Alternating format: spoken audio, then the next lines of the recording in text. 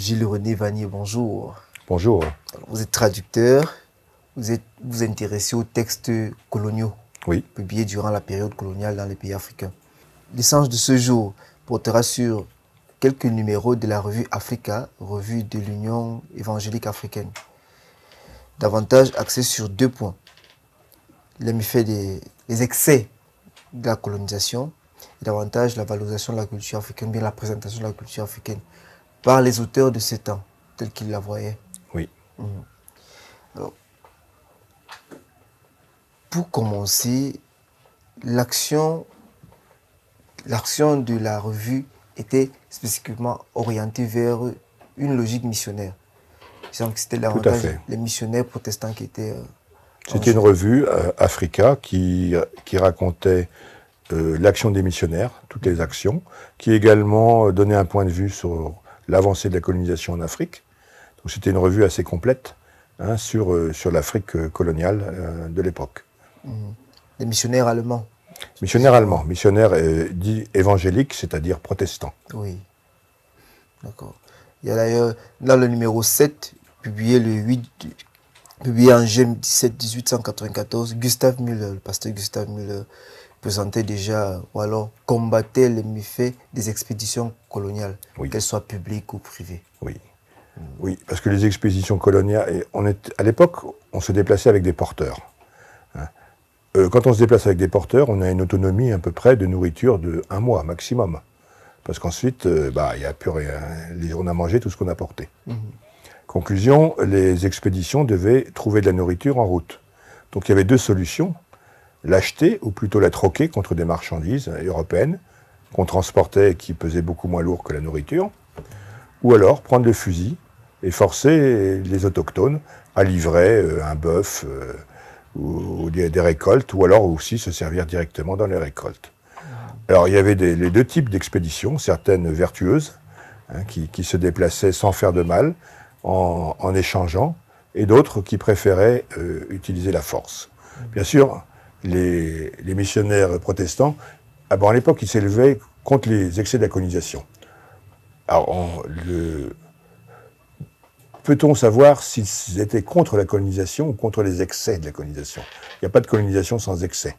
Alors, soit ils étaient habiles politiquement et disaient on lutte contre les excès, on n'attaque pas la colonisation, soit ils pensaient réellement qu'on pouvait améliorer la colonisation jusqu'au point où il n'y ait plus d'excès. Alors, les textes n'en disent pas davantage. Les textes n'en disent pas davantage. C'est pour ça qu'on préfère parler de lutter contre les excès de la colonisation. Mais il y avait des excès suffisamment excessifs, vraiment, pour qu'on lutte contre. Notamment ces expéditions coloniales, publiques ou privées, où finalement on volait les populations autochtones pour se nourrir. On les contraignait par la force, quitte à avoir 1 ou 2 morts.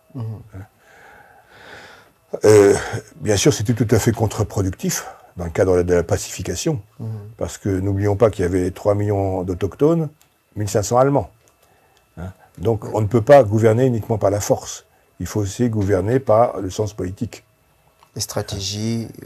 Oui, faire des alliances, faire des échanges commerciaux qui pacifient. Et donc, c'est tout à fait à raison que les missionnaires protestants luttaient contre ce genre d'excès. En établissant une hiérarchie tout de même, ils étaient un peu tolérants pour les missions publiques, en se disant peut-être que l'intérêt public oblige parfois à ce type de comportement, mais totalement intolérants pour les expéditions privées. Parce qu'un explorateur privé n'a aucun droit de tirer sur les indigènes. C'était l'avantage des commerciaux, des opérateurs économiques, et qui avaient une logique purement mercantile. Purement mercantile. Donc aucune retenue morale ou politique. Alors, en revenant sur l'aspect public, les missions publiques, il y a 2 cas de fonctionnaires coloniaux dont vous avez fait mention. Oui. Pouvez-vous revenir Voilà, c'était des fonctionnaires, non pas en mission d'exploration, mais statiques. Bon, le premier cas, c'est au Cameroun. Heinrich Leis était un fonctionnaire estimé. On connaissait sa brutalité pour la répression des révoltes, mais à l'époque, ce n'était pas rédhibitoire. C'était même plutôt bien noté. Et le gouverneur en titre retourne en Allemagne pour ses congés. Heinrich Leis le remplace. Que fait-il? Il fait venir dans le palais du gouverneur les femmes des soldats pour faire des danses traditionnelles devant lui. Il consomme également le fruit défendu avec elles. Et c'était déjà pas bien. C'était très mal vu, hein, comme ça, de salir le palais du gouverneur avec des agissements sexuels privés. Et un peu plus tard, les femmes des soldats se rebellent contre des corvées qui leur sont infligées. Il décide de les punir. Pour les punir, il les fait fouetter nus devant leur mari. Bon, c'était une peine tout à fait anormale, même pour l'époque. Et d'ailleurs, ça s'est terminé par une rébellion, la mutinerie de 1893, des soldats qui étaient des soldats originaires du Dahomey. Et ils ont tué un blanc qu'ils avaient pris pour Leist. Et ça a fait des désordres divers. Et en répression, Leist a fait pendre 29 soldats et envoyé 37 femmes aller travailler dans des plantations lointaines à une époque où la mortalité des travailleurs était élevée. Donc c'était des agissements totalement incongrus. Par contre, il a fallu plusieurs procès pour le condamner. À l'époque, il n'y avait pas de droit commun, de procès de droit commun possible contre ces fonctionnaires. Et tout ce qu'on faisait, c'était qu'on les révoquait. Bon, le droit n'était pas très développé dans la colonie. Élaboré comme aujourd'hui. N'était pas très élaboré comme aujourd'hui. Ah non, il n'était pas élaboré. Ben, c'était les débuts de la colonisation. C'était pas encore... N'oublions pas qu'au début de la colonisation, c'était une histoire de marchands. L'État, vu l'incapacité des marchands à contrôler le territoire de façon efficace, l'État s'est impliqué petit à petit, mais ça se construisait petit à petit. Et là, on est en 1893, c'est-à-dire 9 ans après le début de la colonisation. Oui. Un autre cas, c'est en Afrique de l'Est. L'Afrique de l'Est, c'est Tanzanie, Rwanda, Burundi. Bon, là, Karl Peters était gouverneur de Kilimandjaro. Il avait une concubine africaine. Il a appris que sa concubine le trompait avec un de ses boys. Bah, qu'a-t-il fait? Il les a fait pendre tous les deux. Là aussi, c'était tout à fait incongru. Donc, il a été finalement démis de ses fonctions. Mais pour lui, c'était vraiment un héros. C'était un héros de la colonisation. Il était responsable de la création de la colonie de l'Est africain. Donc, en 1905, il a été gracié par l'empereur. Il a été gracié. Il a été gracié. Sur quel fondement? Sur le fondement des services qu'il avait rendus précédemment à l'Allemagne. On a noté, comme vous le disiez tout à l'heure, que le fait de martyriser, on va le dire, martyriser les indigènes, était bien vu par les puissances coloniales. Non, le fait d'employer la manière forte n'était pas forcément mal vu. Notamment chez les Allemands, parce que bon, pourquoi est-ce que les Allemands étaient spécialement violents? Il y a différentes raisons. Un, les Allemands n'avaient pas eu l'expérience des contacts avec les Africains dans les comptoirs qu'avaient eu tous les autres colonisateurs, sauf les Belges et les Allemands. Deuxièmement, l'armée allemande, l'État allemand un peu, et l'armée allemande étaient dominés par les Prussiens. Et l'école de guerre prussienne est extrêmement stricte. C'est pas du tout la diplomatie. Donc ça explique finalement un comportement atypique. Il faut aussi vous rendre compte qu'on a mis en avant, les autres colonisateurs ont mis en avant la violence des Allemands pour pouvoir faire main basse sur la colonie. Alors, on n'a pas cherché à diminuer les faits. Alors, vous avez mentionné également dans ce bout de texte traduit l'action des militaires, des missionnaires protestants dans la lutte contre l'importation des boissons fortes. Ah oui. Alors, on peut penser que contre ces excès de la colonisation, les missionnaires ont eu raison. Ces mêmes excès, on les retrouvait au début de la colonisation française, quand en 1905, je crois, un colon, par exemple, fait exploser la dynamite, un indigène qu'il voulait punir. Ça a fait énormément de bruit en Europe, et donc des mesures ont été prises. Des mesures, suite aux excès de Karl Peters, d'Heinrich Leist et de Karl Peters, il y a également des mesures qui ont été prises. On a restreint considérablement le droit de peine de mort. C'était sur le papier. Parce que sur place, les colonisateurs étaient jugés partis. Et puis on était loin de la métropole. Mais tout de même, il y a eu des mesures qui ont été prises pour réduire ces excès. Donc on peut dire que là, l'action des missionnaires a été efficace. Je pense qu'on peut le dire. Par contre, il y a quelque chose où ils sont totalement perdus le combat, en effet, c'est contre l'importation des boissons fortes. Les boissons fortes, ça pouvait faire jusqu'à 30% des importations de la colonie. C'était vraiment un marché extrêmement dynamique. Juste. Alors bien sûr, les indigènes n'ayant pas l'expérience des boissons fortes avaient tendance à vraiment exagérer. Et ça pouvait, il y avait des gens qui se ruinaient à force de boire. Quelles étaient les boissons les plus... vous rouvez la boisson? C'était du gin? Ou alors là, je sais il y a un moment, ils apportaient de la vodka russe, mais ensuite ça a été interdit parce qu'on voulait importer des boissons allemandes. Alors je l'ignore. Je n'ai pas... D'ailleurs, appeler gin ou eau de vie ou Weinbrand ces boissons, c'est leur faire beaucoup d'honneur.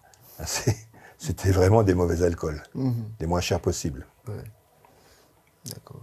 Il y a également un aspect lié à la culture africaine, dont Léo Frobenius a d'ailleurs travaillé dans le cadre de ses études d'ethnologie. Oui. Il étudiait la spiritualité africaine, ainsi que l'organisation sociale africaine.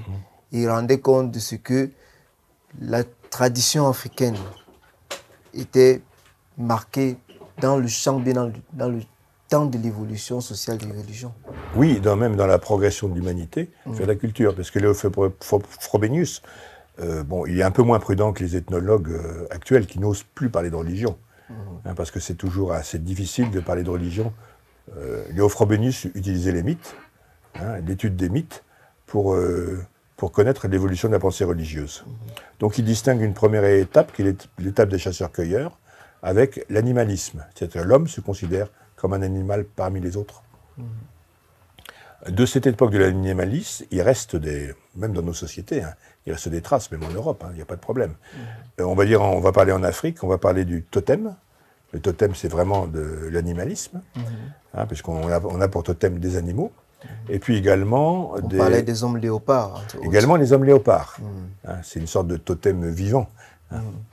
On se déguise en léopard pour faire la police ou pour mener des actions mafieuses. La mafia n'est pas forcément une invention italienne. Avant déjà, parce que les sociétés secrètes, en général, pour rentrer dans une société secrète, il fallait de l'argent. Les sociétés secrètes faisaient des fêtes. Quand elles faisaient des fêtes, elles demandaient à ce qu'on leur livre des bœufs. Et donc, si on n'était pas suffisamment généreux, il y avait des actions punitives qui pouvaient être menées. Il y a un aspect sur les droits de la femme. Sur les droits de la femme, la vision occidentale, c'était la femme est une esclave. Pour l'homme, il utilise la femme comme nous, on utilise un âne au champ. C'est juste ça. La femme africaine. La femme africaine. Donc, bien sûr, c'était totalement excessif. Il existe des cas où les femmes sont très maltraitées. Mais sur les 250 tribus du Cameroun, sur les je ne sais pas combien de milliers de tribus en Afrique, les statuts de la femme sont très variés. La femme africaine, d'ailleurs, dans la gestion du patrimoine, avait des droits qui étaient plus évolués que ceux des femmes européennes. À l'époque, quand une femme se mariait, c'était le mari qui décidait de tout dans la gestion du patrimoine. Maintenant, pour la femme africaine, au contraire, la femme avait une grande importance dans la gestion du patrimoine. Elle avait ses champs, et quand elle repartait, elle pouvait repartir avec ses biens, la plupart du temps. Donc c'était... les missionnaires montraient comment les statuts étaient variés, comment il fallait ne pas prendre au pied de la lettre les idées toutes faites. Et puis, c'est tout. Et puis voir combien la situation de la femme était variée, sachant que parfois elle était très dure. Il y avait le droit coutumier pouvait être très dur pour les femmes. D'accord. Et vous relevez également dans dans un des extraits traduits qu'il y avait quelques tensions entre les missionnaires catholiques et les missionnaires protestants. Il y avait énormément de tensions. D'abord, c'était compliqué au Cameroun, les missions. Avant la colonisation allemande, il y avait les missionnaires anglophones. Les missionnaires qui venaient de Jamaïque, les Écossais. Donc tout ça, quand les Allemands sont arrivés, ils ont essayé de chasser les missionnaires anglophones. Par contre, il y avait du côté de Douala, les églises étaient déjà solidement implantées. Donc ils ont obtenu leur autonomie, ils ont continué avec leur rite venu des missionnaires anglophones. Sinon, partout ailleurs, ce sont des missionnaires allemands qui ont répandu la bonne parole. D'abord des missionnaires protestants, parce qu'à l'époque, toujours maintenant, le protestantisme est la religion dominante en Allemagne. Les catholiques ayant vu ça ont justement protesté, Oui. et quelques 2 ans après, ils ont eu le droit également d'envoyer des missions au Cameroun. Alors les tensions, c'était normal, ils étaient concurrents. Ils étaient concurrents. Ils n'avaient pas tout à fait le même comportement. Il faut voir que les colons étaient de très mauvais chrétiens. On vient de parler de Heinrich Leist, de ces gens qui se laissaient aller à leur délire sexuel. Il y avait la brutalité de la colonisation. Tout ça, c'était contraire à la parole de l'Évangile. Tout à fait. Donc les réactions des protestants et des catholiques étaient différentes. Les protestants, quasiment, coupaient la communication avec les colons. Ils s'occupaient uniquement de répandre la bonne parole auprès des autochtones. Les catholiques, c'est une église qui était presque bimillénaire à l'époque, et eux avaient plus d'expérience des relations avec le pouvoir, donc ils ménageaient les relations avec le pouvoir, ils essayaient d'obtenir que les colons se comportent au moins quelquefois un peu mieux, et puis ils répandaient de leur côté la bonne parole également chez les indigènes. C'était 2 comportements différents, mais finalement, c'était toujours le même message de l'Évangile. Enfin, avec les petites différences de dogme qu'il y a entre les 2 religions. D'accord. Alors, après avoir parcouru cet extrait, nous notons d'ailleurs que ce sont des textes parus entre 1894 et 1897, au tout début de la colonisation. Tout début de la colonisation. J'aurais bien voulu mettre des textes plus récents, pardon. Mais bon, il se trouve que ne sont disponibles sur Internet que ces 3 années. Oui. Alors, quelle est la difficulté que l'on a en tant que traducteur lorsqu'on travaille sur des textes anciens, des textes coloniaux? Il faut connaître le contexte, c'est-à-dire se plonger dans les livres d'histoire, les encyclopédies, les autres ouvrages écrits sur la même époque, pour rétablir le contexte. Bon, comme moi je connaissais la culture allemande, au moins l'histoire de l'Empire allemand, la culture allemande, vu du côté des colons, je connaissais. Les événements, il faut se remettre tout ça en tête, parce que on a de nos études quelques dates qui sont là, mais il faut remettre tout ça en place. Ensuite, il n'y a rien de très difficile, comme toujours, c'est ça. Par contre, dans le cas des missionnaires protestants, ce qu'il faut savoir, un missionnaire protestant, c'est quelqu'un qui cite l'Évangile tout le temps. Donc, dans le flux de son discours, il faut bien repérer, pour le lecteur, ce qui est sa parole et qui est la parole de l'Évangile. Et la citer. Parce que sinon, si je traduisais comme ça, sans m'en apercevoir, je risquerais de déformer la parole de l'Évangile. Quelles que soient mes croyances, je ne suis pas là pour faire ça. Je dois être très fidèle à ce que l'écrivain du temps voulait exprimer. Donc là, mais on le sent. Il y a des petites ruptures de rythme. D'abord, j'ai un peu lu la Bible, faut pas. Et puis ensuite, vous voyez dans le texte, quand on a une citation, il y a une petite rupture de rythme. Tout de suite, on se dit, là, il y a quelque chose. Et si on rentre dans ce texte, en allemand, sur Internet, on voit tout de suite la citation de la Bible s'afficher. Il suffit de retrouver ensuite la traduction autorisée. Parce que la même chose, j'évite de traduire moi-même les textes de la Bible. Je préfère passer du verset allemand au verset français en m'appuyant sur la Bible allemande et la Bible française. Mais ça, c'est des techniques, c'est pas des choses... c'est tout de même des choses difficiles. Ça demande du temps. Ça demande du temps. Rien n'est difficile, mais tout ça, ça demande du temps. D'accord. Alors, merci, M. Vanier. Mesdames, Messieurs, merci. Nous rappelons que vous êtes traducteur, vous vous intéressez aux textes de l'époque coloniale en Afrique. Oui. L'ensemble de vos traductions peuvent être disponibles sur votre site web que nous partagerons au bas de l'écran. Oui, certaines sont payantes, mais dans ce texte-là, c'est un texte qui est librement accessible, que les lycéens, les collégiens peuvent charger pour leurs travaux. Il n'y a rien à payer. Ensuite, je m'intéresse aussi à des éditions de textes anciens en français, parce que la même chose, pour les rendre compréhensibles, il faut les remettre dans le contexte. Donc, et ces textes-là sont également librement disponibles. D'accord. Merci. À bientôt sur Africa TV.